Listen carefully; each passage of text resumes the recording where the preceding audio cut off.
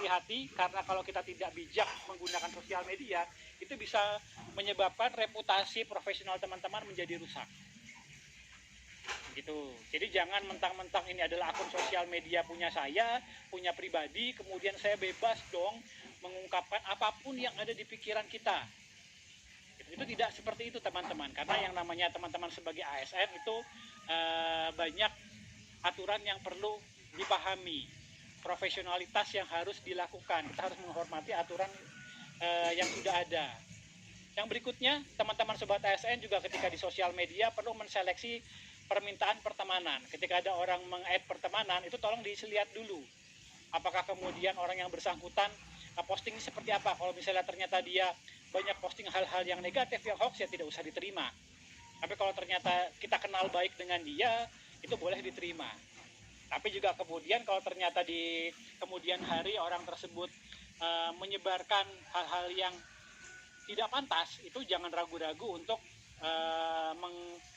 di-unfriend ya pertemanannya ya, begitu. Yang berikutnya juga hindari posting-posting konten yang tidak sesuai dengan profesi atau tugas pemerintahan. Ini juga sangat penting. Jadi kasus-kasus yang tadi saya sampaikan jangan sampai terulang terjadi juga di teman-teman ya. Nah, yang berikutnya ini juga mengenai aplikasi percakapan yang beberapa waktu lalu sempat ramai.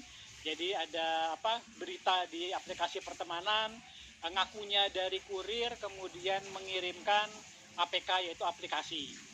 Katanya sih ngecek resi, padahal kan sebetulnya itu bukan. Makanya kalau ada teman-teman sobat ASN ada yang mengirimkan pesan kemudian format filenya adalah APK, itu tolong jangan diklik karena itu adalah bentuk dari diindikasikan untuk penyadapan. Nah, bagaimana dengan sesama aparatur pemerintah? Nah, ini juga kita harus teman-teman cakap berkolaborasi nih, gitu. Ketika teman-teman bekerja sama dengan sesama ASN. Terus yang kedua, cakap dalam menggunakan WiFi di tempat publik, dan yang ketiga menggunakan emoticon. Gitu. Nah, kalau teman-teman kurang cakap ketika berkolaborasi, nanti akan berdampak ke terhambatnya kerja teman-teman. Jadwal yang sudah disusun dengan ketat itu biasanya takutnya jadi molor, jadi mundur karena memang kerjasama antar individu, antar bidangnya itu tidak lancar.